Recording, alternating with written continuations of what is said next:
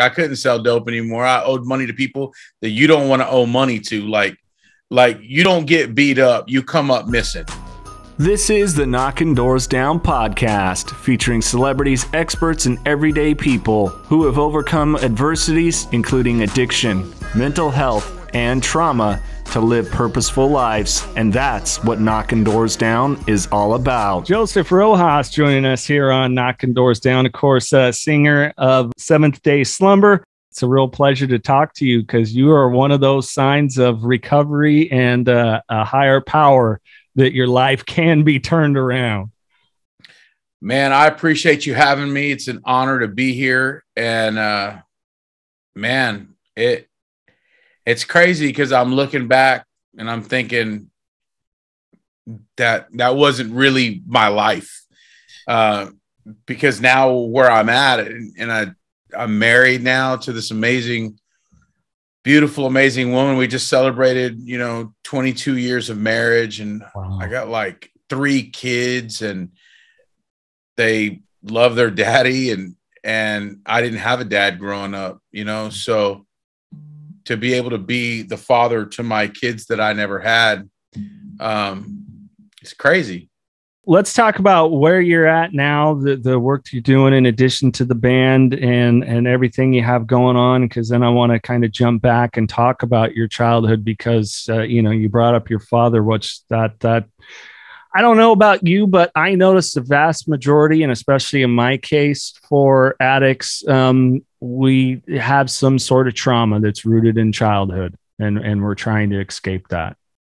Yeah, absolutely. Well, today I'm the president of a record label called Rockfest Records, and we're distributed by Universal Music Group, Capitol Records, and which is an amazing partnership. And talking with the folks at Capitol every single day, being able to own my own masters for once, it's like wild. Because it's funny, man. Like I've been in the music industry for, almost 25 years, and we'd never owned our own masters except for when we first released our independent records. We're trying to get signed, right, and we get this deal with Warner Brothers, and it's like awesome. We don't own our masters, and then we get the deal with this Christian record label, Word Entertainment, and then we have a deal with like EMI and Tooth and Nail and BEC, and we're like, these are all labels and they're majors, and then we don't, and it's exciting, but we don't own our masters, and you don't really know what that means 20 years ago. I didn't know what that meant like 20 years ago, you know what I mean? And now I do now, because that I can't do nothing with those records. They belong to somebody else, but I'm singing on them, and no, so it's crazy. So I own a label distributed by the same company that owns a lot of my masters, which is Capitol. And so they gave me a deal, and we have several artists on our label. A band called The Letter Black is on Rockfest Records, a band called Fireflight on Rockfest Records. I signed a band called Relent. Actually, the drummer or the lead singer of Relent is the percussionist for the band Il Nino. Okay. And so Relent's on the label, Amongst the Giants, The Protests, a bunch of other bands. So like this is what I get to do, and plus I'm in Seventh Day Slumber, and so we're touring all over the country. Just released an album called Death by Admiration, and this is my life. I don't have another job, so it's crazy. It's neat how when we get clear of mind, heart, and our spirit and faith, that we can really push forward and go after the stuff that we could have only dreamed of at one time. Because I was checking an interview that you had done, talking about your dad, because it was a very abusive home. Yeah. Well, my dad used to beat my mom. That's the only memory I have of my dad. So I didn't really grow up with my dad. Mm-hmm. I was almost 4 years old the last time I saw my dad, and he was on top of my mom, beating on her. I still remember her bleeding, crying out for help. Still remember the ambulance, the sirens. It's crazy because it's hard to imagine. I say I didn't grow up with a dad. I did grow up with a dad. I grew up with a memory of a dad, and it's hard to believe that you're like, how do you remember this? And you were only 4 years old. I can't really remember anything at 5 years old or 6 years old, or good or bad, really. But I remember 4 years old and my dad beating on my mom. And then I remember 8 years old and being abused by babysitters. But as a young little kid, I don't remember anything but I remember that, and I remember it vividly. And so my dad left. He got arrested and he got out of jail, and he left the country. I never saw my dad again after that until much later on in life. And by then I was already on dope and I was already a drug addict, and I hated my dad. I had so much hate for my dad. And I just said it in another interview, and I rewatched this other interview, and I was like, man, like it hit me what I said, but I was like, how could I long for someone so much that I hated? I hated him and longed for him at the same time. I despised him and wanted him at the same time to be in my life. And it doesn't make sense, but it makes sense. Yeah. I longed for this man who like traumatized me mentally throughout these years. I longed for him to put his arm around me and say, I'm proud of you, son. I longed for him to teach me how to treat a lady. I longed for him to teach me how to shave and take me camping like the other kids got to go camping or fishing. Those were the things I longed for, but at the same time, and I was longing for them from him, but at the same time, I hated him. And it's just, like I said, it doesn't make sense, but it does. Well, and I think for us with the tumultuous home, it's like we see the things when we're a kid, like you're saying, the fishing and all those things, and the shaving and how to treat a woman. And I can relate to what you're saying with a lot of that. And so that's kind of in the fantasy mind of how it should go, as opposed to our reality. And I know for me, and I'm sure for you, I was trying to escape my own reality with my substance use or whatever it was. I was trying to escape that because I had this picture of how life could be, how I could be, really, because if we had that mentor, right, then here we are. We're a much more whole man when we, growing up and go into adulthood. Yeah, absolutely. Well, that's the thing. We want the pain to stop. We just want to stop. We want to shut it off. And anything that will do that for us, that's what we run to. And I did. I just wanted it to stop. I just wanted the pain to stop. I didn't want to think about it. And, I was 12 years old, and that's when I ran to drugs and alcohol at the age of 12. That was 12 years old was also the first time that I thought about suicide. 12 years old, man. Like, I got kids. I got a son who's 15. I got a son who's 17 and a son who's 20. And I couldn't imagine like them going through that. And I know that so many kids today do go through that. And it's heartbreaking, but man, I just wanted it to stop. And man, I took whatever I could to make it go away. What was it like at home? I guess, dad left, you were about 4. So mom, was it, you and your mom, or I can't? Yeah, it's my mom and my brother and I have an older brother. He's 2 years older than I am. And my mom worked like so many hours. She worked at Sears and in the furniture department. So she worked on commission, and it was like, she had to be there for the sale of a chair, just to get some extra money and raise 2 boys on a single mother's income, no child support. And because I told you my dad left the country, so there was no child support there. There was nothing. So she's raising 2 boys. We're staying with babysitters that are abusing us. My mom doesn't know. We were told by a babysitter that if we said it, and her name was Miss Boteo, and she was one of the most evil people that I had ever met in my life. She would abuse us, kick us, beat us. And finally, she had beat my brother so bad that it wasn't hideable anymore. But she would tell us that our mom wouldn't believe us if we told on her. And it was really hard to watch her treat her own kids so good, but to treat us so hateful. And then my mom pulled us out of there, and we ended up going to stay with a friend of hers during the day while my mom was at work. And then her son, 18-year-old son, abused my brother in a different way while I was in the room.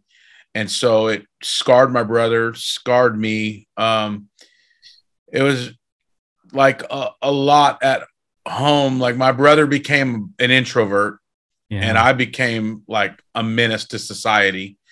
And my mom's trying to like deal with it all, but she's got to work. We didn't have like a God in our house. You know, I mean, like I say God in our house. I mean, it wasn't a Christian household. My mom believed in God, but not like she believed in God. Like you shouldn't steal, rob people, you know, you shouldn't, whatever, hurt people or whatever, lie. Almost like, the commandments approach. Yeah. Like the big man upstairs, you know, he's watching, you know, and so not like a relationship with God. But anyway, it wasn't, we went to church a few times a year. Like I was born Catholic, and you know, where I come from and with my family, dude, you don't have a choice in that matter. So right. I would tell my mom, she's like, you're Catholic, you know, because I tried to go to a Baptist camp one time because this guitar player dude that went to school with me, he was a shredder, dude. Like he was ripping solos, dude. And I wanted to be like that guy, even though I didn't believe in God. I was like, man, I don't know. I'd be a Christian for that dude. Like, if I can play guitar like that, you know what I mean? And that's how I felt. I didn't even believe in the God he was talking about, but I started hanging out with him. I wanted to go he asked me to go to this Baptist camp with him. I asked my mom, she was like, no. And the reason, and she told me, you're Catholic. We're not able to go. We don't go to these kinds of things. Like, cause she was told that if she went to another church other than a Catholic church, that she could lose her soul. And like she really believed it, and she didn't want me to go. And I'm like, I'm an atheist. Like, I don't care. And she's like, you're an atheist Catholic. I don't care. You were born Catholic. So no, it was a trip. That's how we grew up in the household that we grew up. And but I was in trouble with the law, in and out of like behavioral centers and institutions stuff since I was young. Because my mom, she was trying to do what she could to, you know, help me. At that point, you know, you said your brother became an introvert, and I'm pretty sure with the trauma that you shared that he went through, unfortunately, I can relate to that, and so many can. But you were kind of the hellion that you were out there. So was it kind of running with the crowd when you first started finding substance? Was it alcohol first, weed? I know cocaine was kind of your drug that you were planning to take your life with, but I mean, where did it start first? Well, started with drinking first, you know, and it was running with the crowd, and a lot of these dudes were older in the neighborhood, and I grew up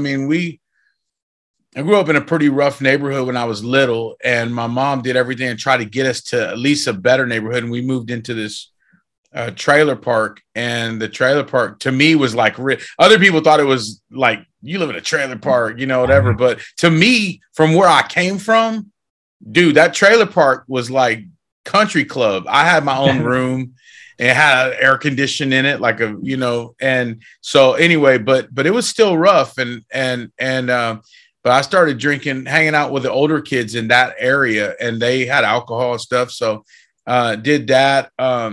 Smoked a little weed, but weed, I'm allergic to it. So I always said I was deprived as a kid because I was allergic to weed.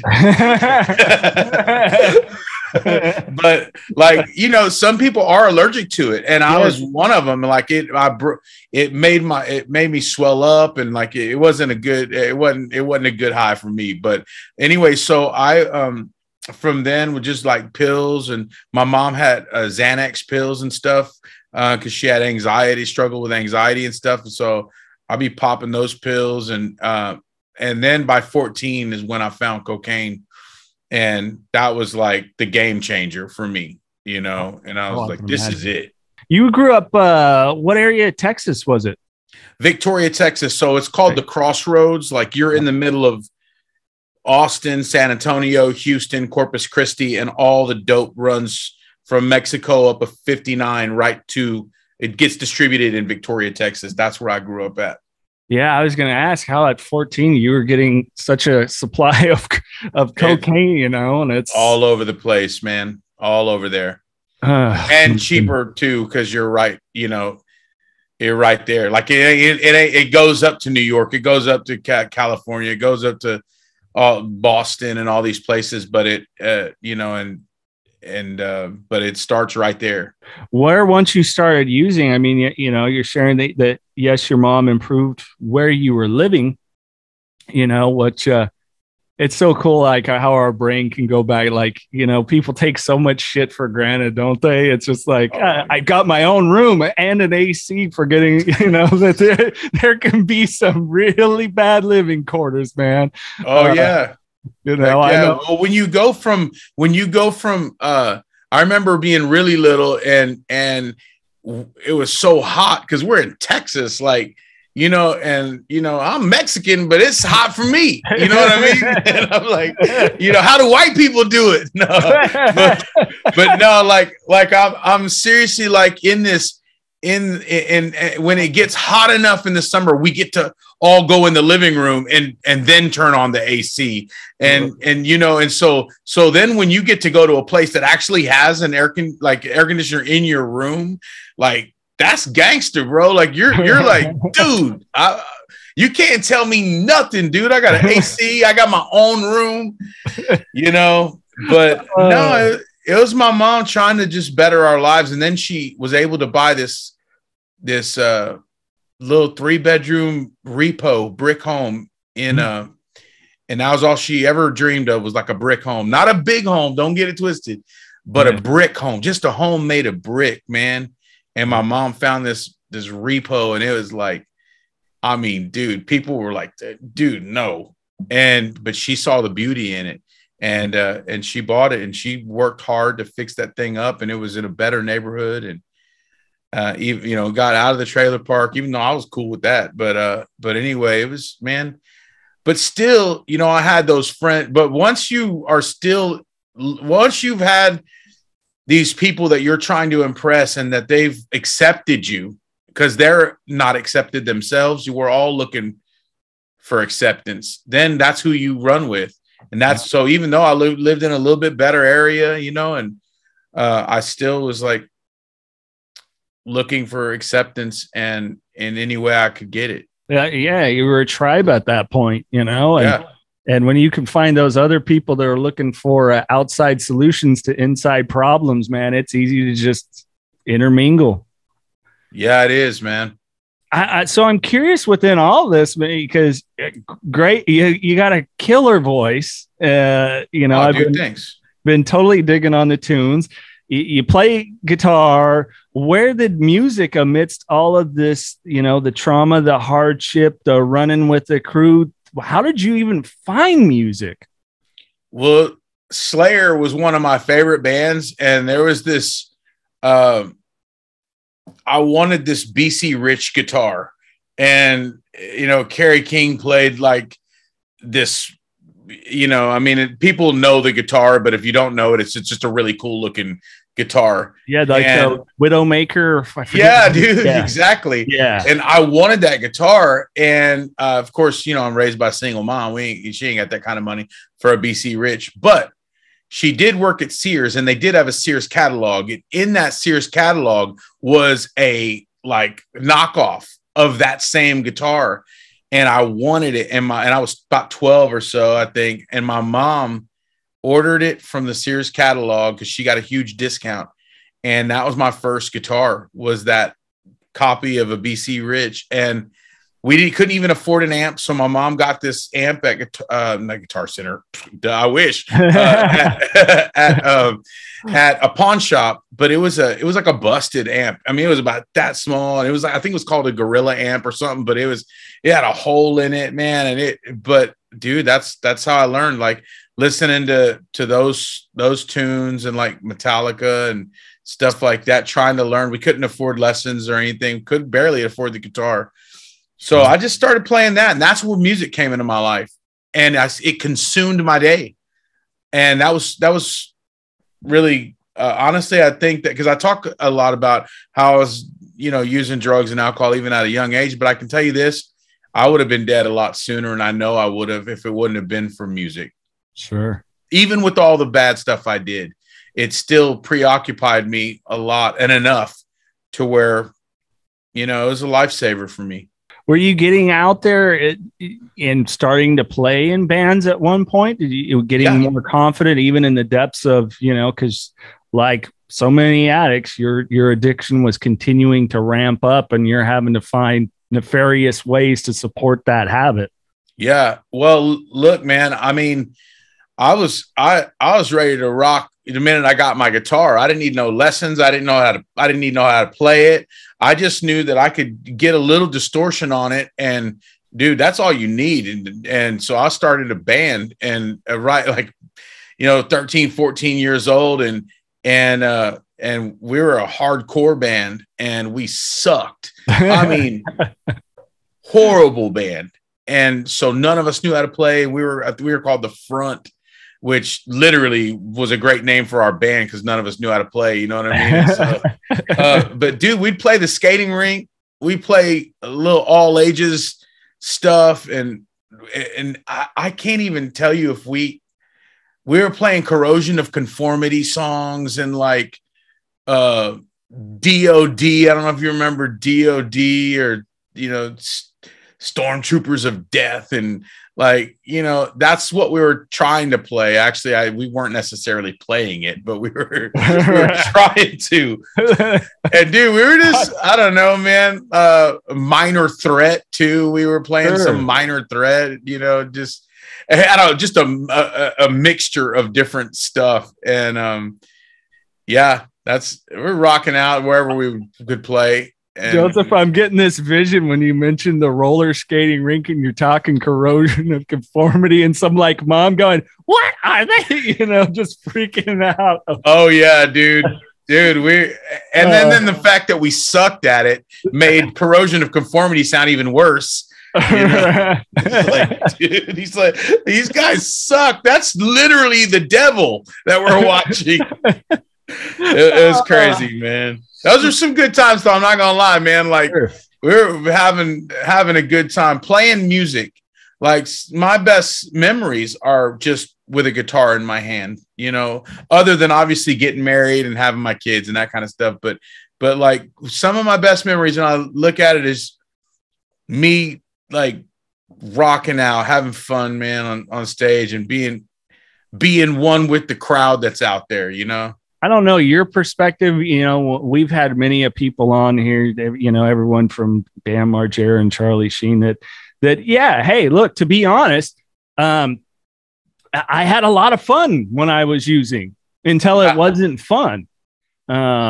What point? Because I know there was a point in there where all of a sudden you started, you were doing illegal things, including selling drugs to start to get your drugs. How high did your habit escalate before you just decided, I'm done, which I believe your I'm done was an attempt to take your own life?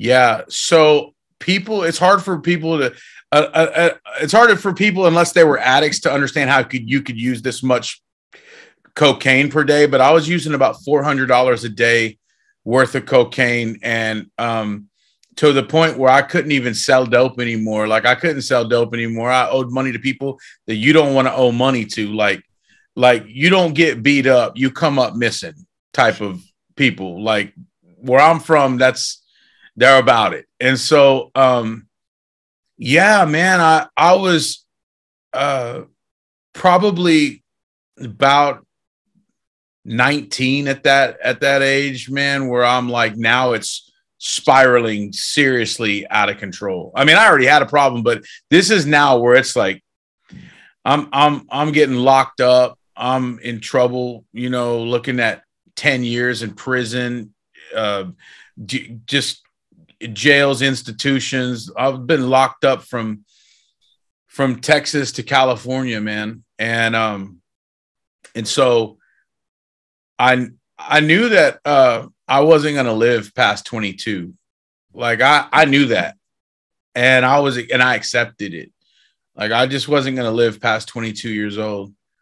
But when I was 18, my mom, she risked hell to see my life changed. And what I mean by that is I told you she was born Catholic, like told if you go anywhere else, you're going to lose your soul. And, but my mom was so desperate for help for me. Like she would come visit me when I was locked up. She's the only one that would come visit me when I was locked up. And she was so desperate for help for me so bad. She risked hell. Like she finally went to church with this lady who had been inviting her. And I don't know the whole story behind that. It was so long ago, but she finally went to the church with this lady, the crazy church out by the airport where they raised their hands during the praise and worship. And so my mom went and she had an encounter. She had a real encounter with a living God. It's one thing to believe that there's a God, even to know that God loves you. It's another thing to experience him and know him for yourself. And that's what my mom, she had an encounter with this God. And then she would come tell me, hey, she'd say, mijo, God has a plan for your life. He loves you. And you know, and I would say, I'm just a worthless drug addict, even if you're right. And there is this holy, righteous God in heaven. Like, what's he want with a worthless drug addict? If God can really see all the things that I've done, see, I can hide stuff from you. You know, I can hide stuff from you. You don't know all the stuff I've done. And I pray to God, all the stuff I've done doesn't come out somewhere, but I promise you, and I'm saying that right here live, you know, like I'm telling you the truth. I'm ashamed, embarrassed, and could be back in prison. You know what I mean? But at the same time, what I'm saying is this, that even though I can hide from you, I can't hide from God. So people have left me over the things they didn't know I did. Like, you will leave me over a Facebook post. And I'm supposed to believe that. And that's without you knowing everything about me, all my real failures. But you mean to tell me that God can see everything and that he wants me? Nah, I don't buy that. Mm-hmm. And so it was hard for me to believe that. But my mom would say, he doesn't see the same thing you see when you look in the mirror. He doesn't see that. He doesn't see a worthless drug addict. He doesn't see a throwaway.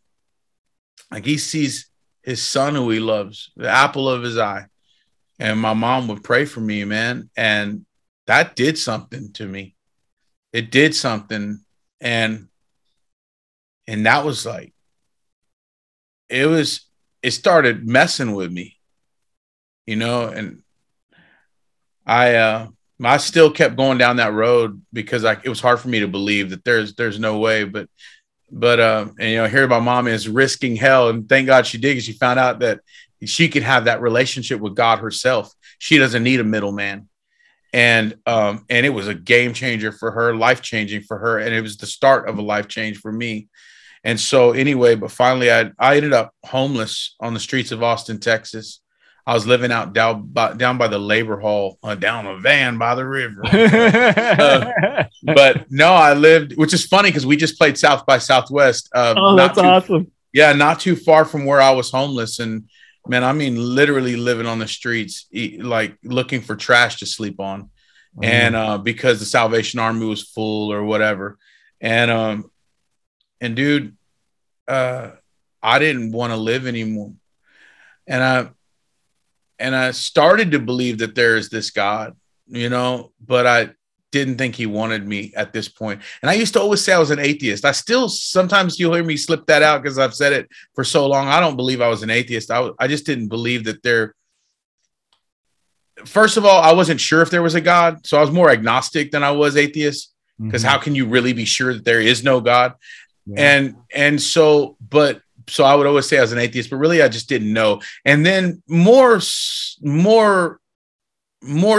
it was like, if there is one, what would he want with someone like me? That was the deal.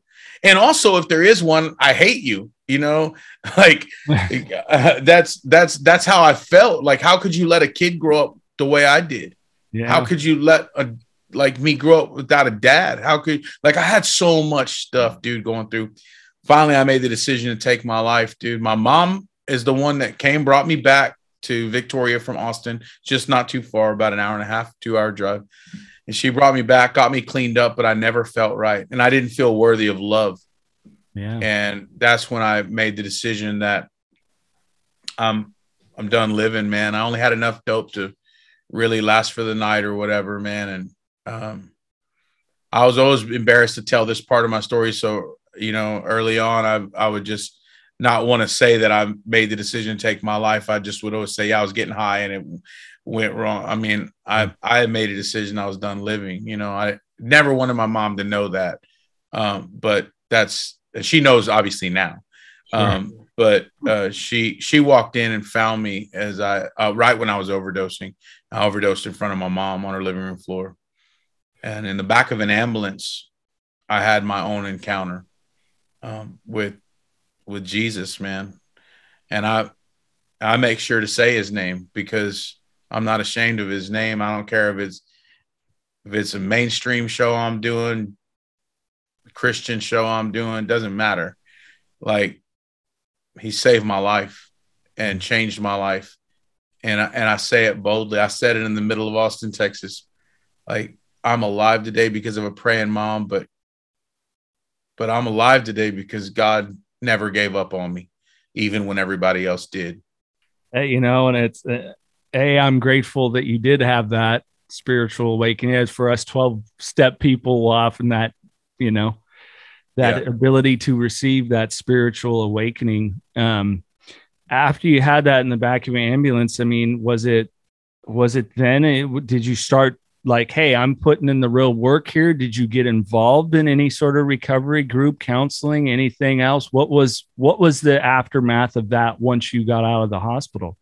Yeah. So, well, I'll tell you, it took me 2 years to get completely clean off of dope. And a lot of people don't like that part of the story because you're supposed to believe that I walk up to the front and some preacher puts his hands on me. I drop to my knees, get back up. And all of a sudden the bills stop coming in and my car has a full tank of gas all the time. And like, it didn't work that way for me. Now, I do believe that people can be healed overnight. Don't get me wrong, or healed on the spot. I believe in that, like, for real. I've seen it. But for me, it was a process, man. And so it took a couple of years. Like, I was clean for like 3 months and I started going to this group that was being held at the church. Cause I'll shoot straight with you. I had a problem with NA and AA because I was forced to go to them at one point, court ordered or whatever it is.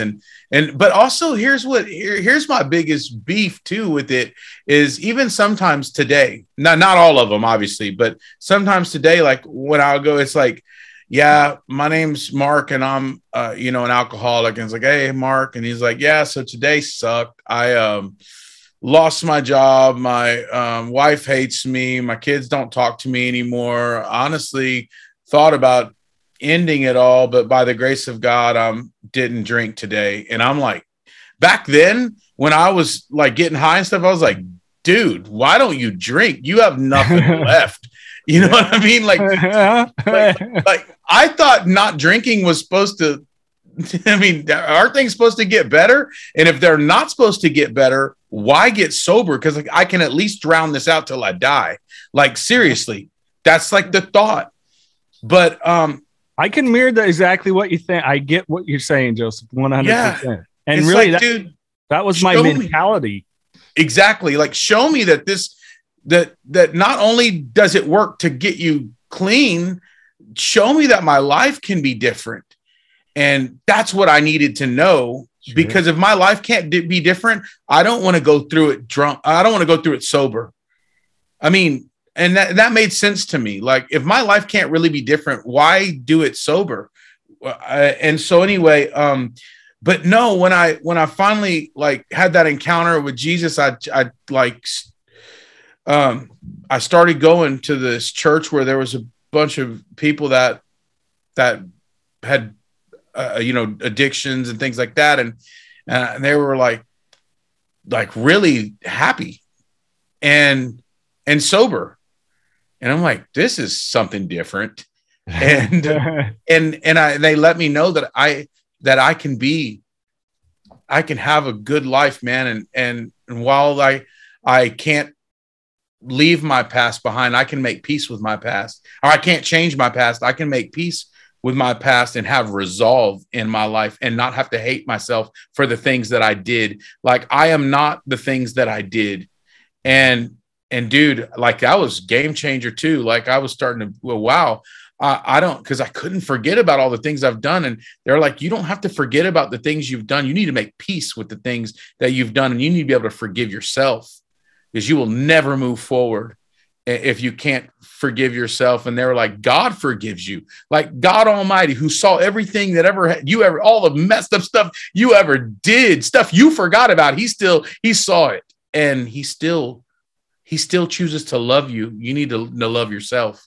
And man, that began to change. So yeah, I started getting involved, but then I'd mess up again and fall. And it was these same people that stayed there, though. They stayed there stayed there for me and welcomed me back, dude. And, held me. And so, but I know that if I would have put in more of the work, it wouldn't have been 2 years of me, like, but, sure. But I will say that, man, that encounter in the back of that ambulance and waking up in the intensive care unit. And it was just, I could feel when I got high after that, like, I was clean for like 3 months or 4 months. Then I got high, but I didn't stay out long. I just, a week or so at this time, but then I'd get high and stuff, but God ruined getting high for me. Like, he ruined it. It just wasn't the same, man. I'd be getting high, dude, going, why am I not? This isn't fun. And I feel like there's so much more for me than this. Man, I gotta chill. Like, I gotta get back to where I was. And so anyway, yeah, but I mean, it was crazy, like how that has all happened. And now I'm in the position I'm in, the place I'm in, and have the life I have. In reconciling our past, which really can be hard, is somebody said to me, when it came to, a higher power, whatever it is, you and I, it seems to be more in line. Somebody else, it's different. Whatever your faith or whatever your higher power, it's great that you have one. But the way they said to reconcile it was, God loves you, and you still, from this day forward, everything that's happened can serve purpose for him.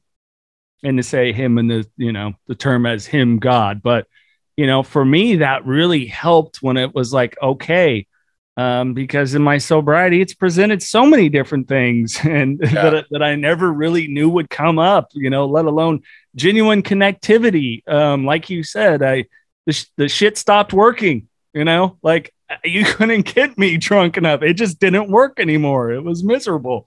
Yeah. So I know exactly what you mean. Yeah. It's called chasing the dragon, man. Trying to get that same high again, dude. It's not coming back. No, it's not coming back. As a matter of fact, it's going to wrap its arms around you and choke the life out of you while you're trying to get that euphoric feeling. And all you're going to, it just doesn't come back. And we just keep chasing it because we want the pain to stop. We want this. We don't want to think about the things that we're thinking about, man. And it hurts so much. Like, I have this song that I wrote called Sober. And it's, whenever we play, I said this song's called Sober, and everybody will yell Tool, from the audience. But no, it's like, the song Sober, it talks about how I just want this to stop, but take me back to the days when I couldn't feel any pain.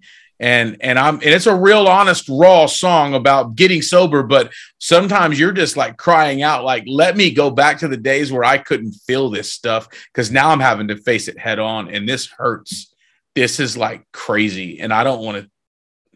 And that's why we don't ever deal with those issues as addicts, because we'll try to sit through the pain for a little bit, but then I don't want to sit through this anymore, and then we grab something to take that pain away, and then you've never dealt with the real issue, and that issue, it does hurt to deal with, but I promise you that it's worth it. I promise you that it is worth it. Like, nobody in their right mind would want to sit through the pain if there was not hope on the other end. And I'm telling you right now, to anybody watching, anybody listening, that there is hope on the other end. I know it doesn't feel like that sometimes. I know it feels like the pain will never end. I know it's like, hey, Joseph, but you don't know my story. Trust me, you don't know my whole story. And I hope nobody ever finds out, to tell you the truth. But at the end of the day, it is worth it in the end. It is worth it. And I promise you, if you'll just sit through the pain, it won't even take as long as you thought it would take. Because we're going, man, sitting through the pain, this is taking forever, because to us, that hurts so bad that even a minute feels like a year. Yeah. But if you'll just sit through it, I promise you, there is hope and victory on the other end. That's real talk. Absolutely is.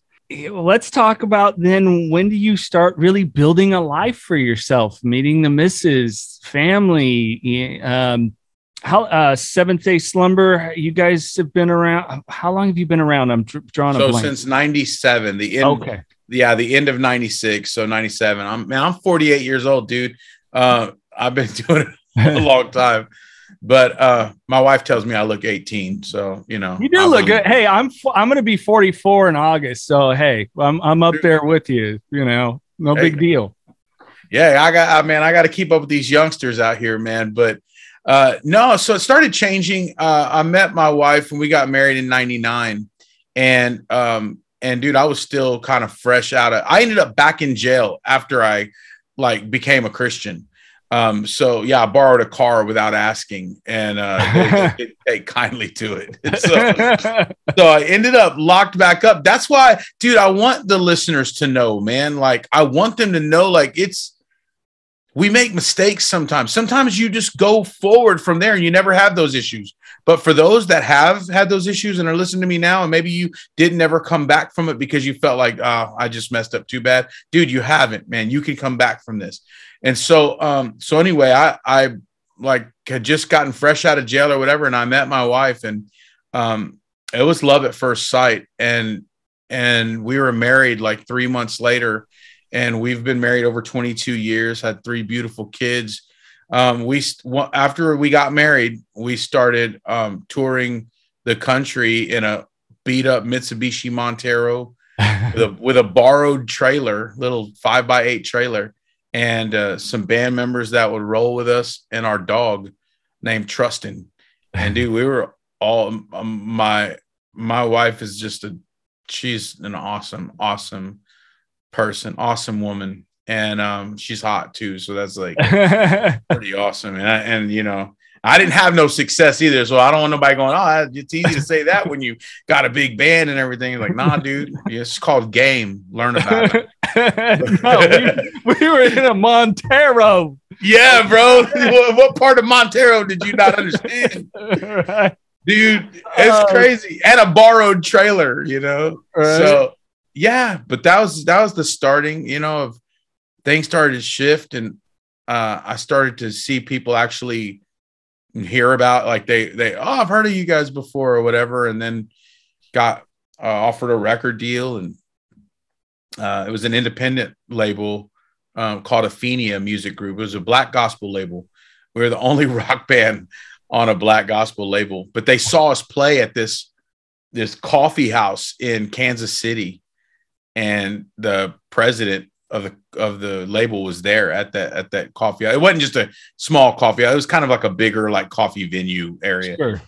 And he saw us play and offered us a deal, and we released a record with him. And then from there we ended up doing some stuff with WEA, so Warner Electra Atlantic, and Word Entertainment, which is Word is the largest Christian record label at the time.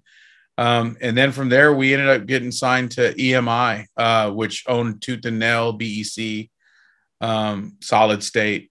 And so we signed to that, and we were there for 12 years with EMI, and tooth and nail. And then from then it was, they got bought out. EMI got bought out by Capitol, which was owned by Universal. So that's where we stayed until I said, hey, I want to own my own masters. And so I'm done with all of my obligations. And they're like, well, hold on. What about having, we give you a distribution deal?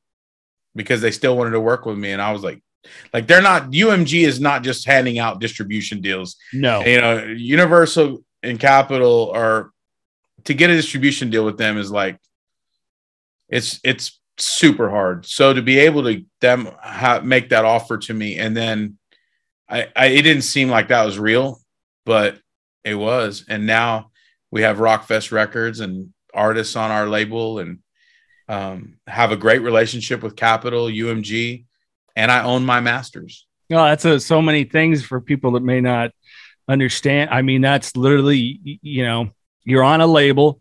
They can take your stuff, throw it in a TV show, a movie, a tampon commercial or whatever without your approval. But now it's your stuff. And so many of my favorite artists, Prince and Motley Crue come to mind right off the top of my head. And I believe Metallica got all their masters back too, where it's the artist actually gets the money for, I don't know, the work they put in it in the art form that they created. I don't know. It's a little bit crazy, but yeah. Well, some of those artists, and so many artists, and even us, like you sign a deal, and we did, and I honored our deal. Like, we made our label a bunch of money, and obviously, not Motley Crue numbers or any of that, or Metallica numbers, but you think about those bands that signed a deal, and they've already paid back their recoup many, many times over, and they still don't get to have their masters. And it was like,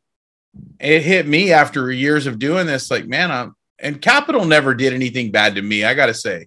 And I love working with Capitol and UMG. And I know that there's other people that would say different, but I've had nothing but a great relationship with them. Even with them owning my masters, I knew the deal I signed. I just didn't understand the value of it until years and years later.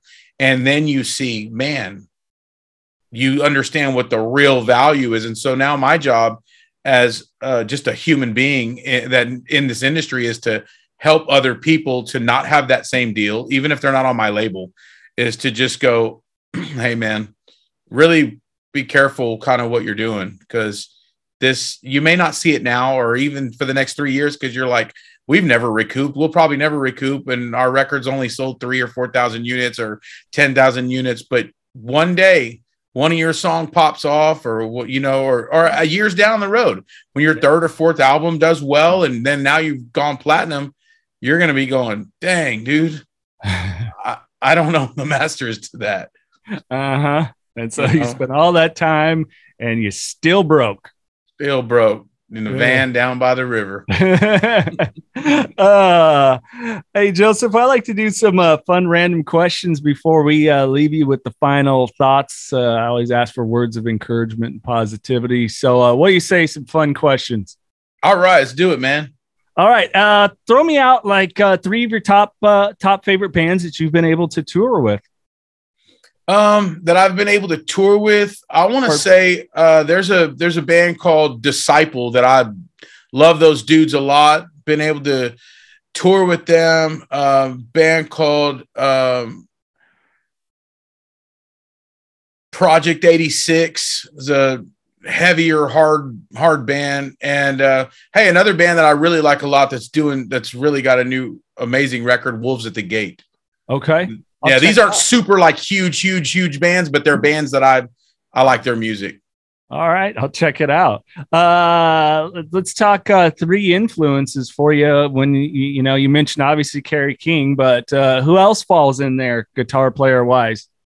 Well, guitar player wise, I would say, I mean, this is going to sound so 80s, but Yngwie Malmsteen and oh heck yeah, but Eric Johnson is another sick guitar player that I love. And then a guy that is probably my all-time favorite that people probably didn't even hear of, but his name is Andy Timmons. Huh. And he was the guitar player for an 80s rock band called Danger Danger. Oh, yeah.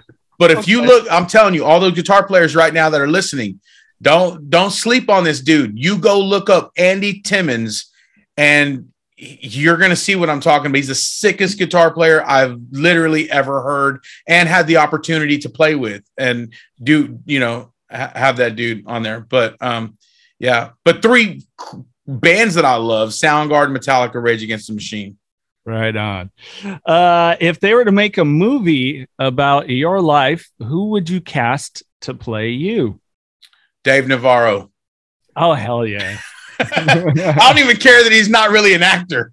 He can pull it off. Dude, I'm telling you, Dave Navarro looks like he's 50? And that dude looks still like, man, I want to be Dave Navarro, man. I want to be Dave Navarro now, but I want to be Dave Navarro from 2000. And that's who I want playing me in the movie.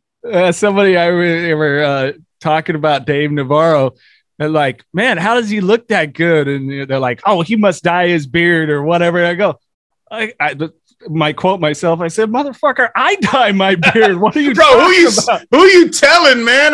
What do you think I did before I came on the podcast, dude? Yeah.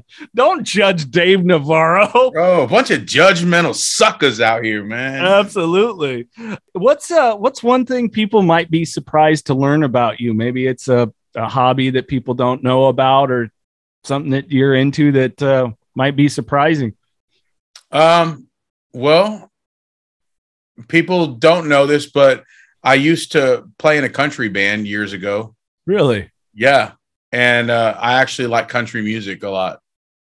That's pretty cool. So for those that are watching or listening that have yet to listen to Seventh Day Slumber, more on the heavy side, not the guttural vocals, but it's more on the heavy side. That stuff that punches you, but it's got melody like I love. So that's pretty cool. Was it more like a classic country style or what type of band was it? George Strait and some Brooks and Dunn and like younger we were that was the only way you could make money in Texas. So once I actually learned how to play my instrument and wasn't in a hardcore band anymore, we started a little country band that could actually get paid. And I was like 15 playing in honky tonks. We started by getting paid in like beer under the table as a 15-year-old, but it was we actually started making a little bit of money. And so I did that. But I also used to do mixed martial arts, jiu-jitsu and Muay Thai, fight in the cage and stuff like that. So I'll be damned. That's cool, another man. hobby. Yeah, I did some jiu-jitsu for a few years. I'm not going to say like I was good at it, but I did love it. Oh, if you could have dinner with any one person, living or not, who would it be and why? If I could have dinner with any one person, living or not, who would it be? Dang, that's so good. I honestly probably Chester from Linkin Park, and not to bring it down, but I would have dinner with him, just tell him he's loved. Yeah, chill with the dude, you know what I mean? And I don't know, man. I don't know why that came to my mind right now. It was just that just kind of hit me. So yeah. Yeah, no, I don't think that's bringing it down at all, Joseph. I think it's showing a lot of love and that there is man's artistry, and let alone we had actually talked to his son, Jamie, on Bennington on here. And, so totally get where an answer like that would come from. It's from a place of love. So seen too many gone, man, and missed opportunities. And not that I had the opportunity to sit with him, but others have, and I imagine there are probably others that are like, man, I wished I could have that moment back. And so, so remember, guys, tomorrow is not promised to us, man. So make sure you're loving on the ones today. I know we get busy, we run out of time and those kinds of things, but man, make some time today. Well, Joseph, thank you. I mean, I usually ask for the words of inspiration or anything you could throw out, but you already did. You got it covered. You pro. I'm gonna just go ahead and leave, and you finish this by yourself. Shoot, I want to sit in that nice place you're at right there, man. Y'all got a coffee? Y'all got a little coffee house close by? We do. We absolutely do. Well, man, I hope to get to meet you in person. Shouts out to Jeffrey Nauman. That's the homie, man. So yeah. Likewise. Thank you. I really appreciate it. And just being a part of that, for me, the calling came in a way I would have never have expected to, try to spread the word on not only addiction, but mental health related stuff. So, it means a lot that you give of your time for, what I'm hoping touches at least one person when they listen. So, appreciate it. It's an honor, bro. It's an honor.